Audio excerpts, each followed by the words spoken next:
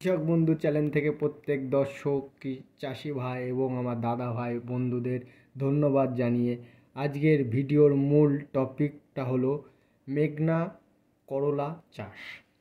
তো আপনারা যারা মেঘনা করলা চাষ ভালো জাতের মেঘনা করলা চাষ করতে চান, যারা হাইব্রিড মেঘনা জাতের যারা করলা চাষটা করতে চান এবং ফলনটা ভালো, হাইব্রিড মেঘনার কালারটা ভালো, মালের সাইজটা ভালো, তো আপনাদের সবাইকে বলবো আপনাদের বিএসএফের 13-15 করা লাগবে না, রসুনও করা লাগবে না। আপনাদের জন্যে অন্নপূর্ণা সিড নতুন একটি প্রোডাক্ট বানিয়েছে, হাইব্রিড এর মেঘনা 303। এই হাইব্রিডের মেঘনা 303 এই উচ্ছেটার বিএসএফের যে রসুন আছে, রসুন আর এই উচ্ছেটার কোয়ালিটি একই রকম। এর প্রত্যেক গিটে গিটে জালি এবং 40 থেকে 42 দিনের মধ্যে আপনার গাছে ফুল জালি চলে আসবে। এবং এই উচ্ছেটা কেন ভালো, এই উচ্ছেটার সাইজটা আগা মাথা একই রকম সাইজ থাকবে। আপনার উচ্ছেটা খুবই ভালো সাইজ, একই রকম সাইজ থাকবে। আর এই উচ্ছেটা আপনারা ফলনটা পাবেন 2.5 মাস, আপনারা কন্টিনিউ মালটার ফলনটা পাবেন।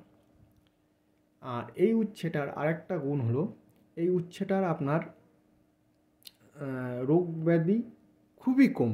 কেন কম বলবো, এই রোগ ব্যাধি এই জাতটা সহনশীল জাত, যার জন্য এটার রোগ ব্যাধি কম। তো আপনাদের সবাইকে আমি বলবো যে আপনারা যদি মাঘ মাসে করলা চাষ করতে চান, করলাকে হাফ করলা চাষ করতে চান, তো আপনাদের সবাইকে প্রত্যেক দর্শকদের বলবো বাজার থেকে আপনারা অন্নপূর্ণা সিডের হাইব্রিড মেঘনা 303টা এনে জমিতে একবার বপন করে দেখুন। এই জমিতে না বপন করা পর্যন্ত আপনারা এর জাতের ফলন, এই জাতের গুণ কি আছে আপনারা নিজেরা বুঝতে পারবেন না। তো আমার গত বছর জমিতে এই জাতটা লাগিয়েছিলাম, সেটার আপনার ভিডিও এই ভিডিওর মধ্যে দিয়ে দেবো। মালের ধরনটা কেমন, মালের সাইজটা কেমন, কালারটা কেমন, আপনারা ভিডিওটা না টেনে পুরো দেখবেন, তাহলে বিষয়টা বুঝতে পারবেন। আমি আমার গত বছরের ক্ষেতের কিছু ছবি আপনাদের আজকে এই ভিডিওটার মধ্যে আপনারা পাবেন। তো আপনাদের আরেকটা কথা বলবো, যারা অন্নপূর্ণা সিডের বীজটা সংগ্রহ করতে চান, স্ক্রিনে দেয়া আমার নম্বরটা থাকবে, আপনারা আমার সাথে কলও করতে পারেন এবং হোয়াটসঅ্যাপে মেসেজও করতে পারেন।